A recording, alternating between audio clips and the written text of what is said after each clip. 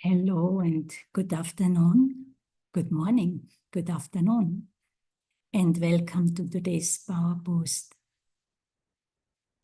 If we want to create or move to increased inner well-being, an inner state of being where there is harmony, there is unity, and not having too many different voices going on or voicing themselves at the same time, where there is the head, how we say the head and the heart, my thoughts and my feelings, intentions, thoughts, feelings are in alignment, gives an experience of inner harmony. And of course, peace. There is peace, there will also be love. And to the extent I have that inner stability, then my relationships with others, but also with the environment, with nature, with animals, will be very pleasant. So in order to sustain quality experiences in our relationships, in order to sustain experience a harmonious inner state of well-being, it's very important that we learn, understand, and then take time and nurture the self. This whole aspect of nurturing the self is so, so important in our lives. Everything starts within, and then it manifests on the outer level. And so whatever is around us is a manifestation, what is really going on within our own minds, hearts, within our own soul. And there's an individual, but also a collective experience of that collective manifestation. So how do we nurture the self? We are all very familiar with at the physical level, how to create well-being. But beyond the physical, there is the subtle, there is the invisible. When we think of our thoughts, what we do in our mind, what we allow to happen, what we create, what we sustain, whatever is created, it also needs to be sustained. But then if my creation is not based on peace, pure love, kindness, respect, then what I am creating, I still have to sustain and deal with, but it will not be very pleasant. There will be upheaval inside. There will be turmoil. There will be distress or stress. And whenever we have to make decisions, when we are in a state of stress, of course, those decisions don't bring results that we enjoy or that are of benefit for others. When I think of nurturing myself, this has a lot to do with understanding and accepting an aspect of the self that is not so visible, and that is my spiritual identity, because it's within my spiritual identity, within the subtle, where the goodness lies. So these innate qualities that every human being or human soul has is of peace, purity, peace, pure love, joy, strength, wisdom. This is really the innate goodness of every human being. And the more I can accept that from my heart and use that original, so-called original state of being, my innate goodness, as a reference point, I remind myself about that. I'm it will influence me in a very pleasant way. It will remind me to also connect to my conscience. I will start to think and eventually do things the way I speak, what I say, my interactions, every aspect in my life. It will influence everything in my life in a way where pleasant experiences start to increase because I'm connected, I'm aware, I'm conscious, I'm aware about my inner goodness. And so gradually, the more I remind myself about that, the image I hold for myself will become more and more positive, more and more pleasant. And connected with that is how I relate to myself, how I speak to myself. You know, we always have this one or another inner conversation going on. Yes, in the past, many things happened to us. We also not always performed at our highest level. So there are some accounts that from which unpleasant negative feelings, emotions emerge. But whatever happened, can I just embrace it? Can I just accept it and become my own mother? Instead of reenacting it in the present moment, let me just learn to accommodate it, learn to tolerate it, learn to transform it. And the way we do this is I first have to empower myself, and that happens when I connect to myself as a spiritual being, connecting to my original blueprint, to patterns that are ingrained within my own soul, that contain only goodness. And the more I relate to that, the more I nurture that. For that, I need to take time and consciously make that connection. And we will experiment with that now in meditation.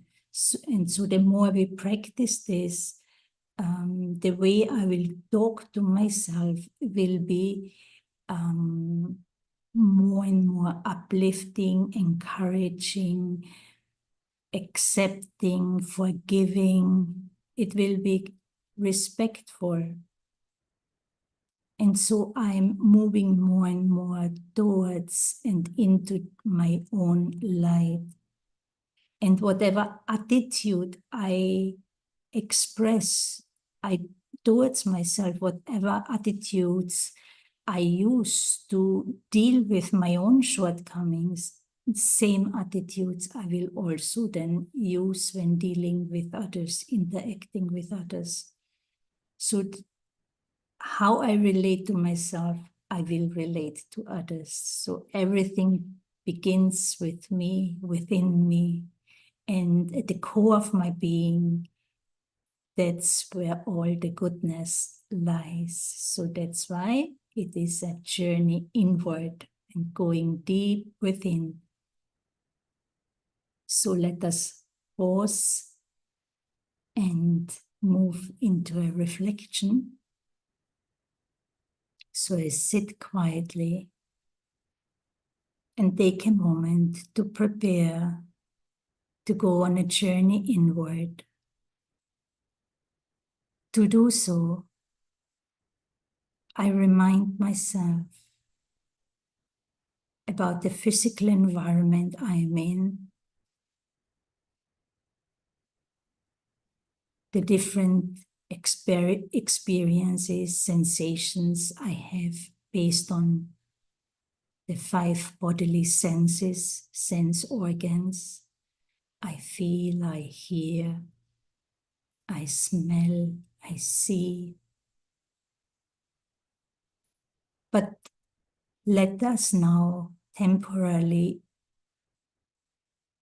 connect at a deeper level within, where we go beyond, higher than the physical sense perception. So while sitting here in this physical world, in this physical body, I bring the focus of my attention gently upward to the center of the forehead. And behind the center of the forehead, I can visualize this point of stillness, beautifully sparkling light, subtle, unique, very special. And let's just imagine and experiment with the idea that actually I am that spark of light, unique, very special.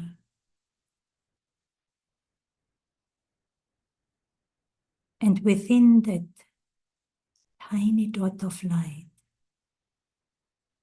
within my own consciousness, that very subtle, invisible energy lies an ocean of peace, an ocean of pure love, of pure joy, clean, pure, precious water.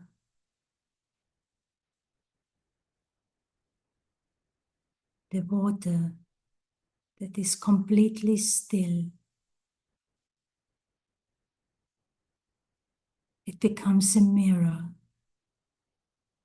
reflecting back to me the essence of who I am. I am a peaceful, beautiful being of light.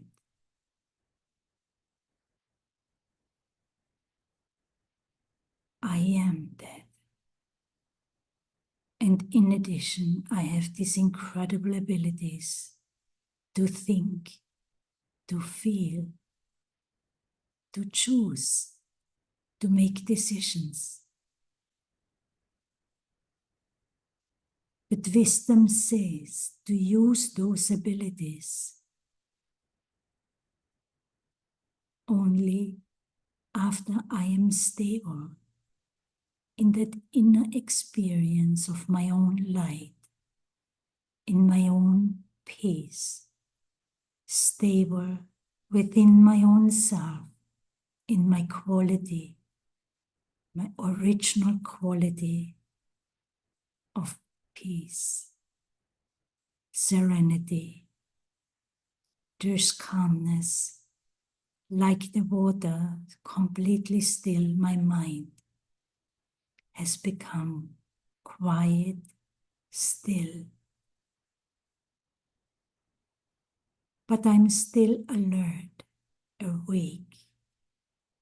I'm awake and have awakened to my own inner power. Just take a moment, take in a deep breath while you remind yourself again about your true spiritual identity. I am that invisible but very, very precious being of light. There's harmony, there's unity within my own self. I'm full and content. I'm complete within my own self.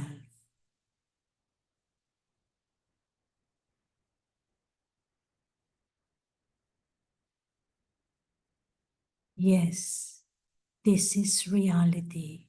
This is true. It is also a reality that I do not experience that inner harmony, that inner bliss, that inner contentment and satisfaction all the time. But that is okay. The more I remember and relate to myself in this new way, in this uplifting, empowering connection with myself, the more I do that, the more that inner beauty, the respect, the value that I have for myself, the sweetness, the kindness, the care, but also determination, acceptance, tolerance, the power to adjust, the power to transform,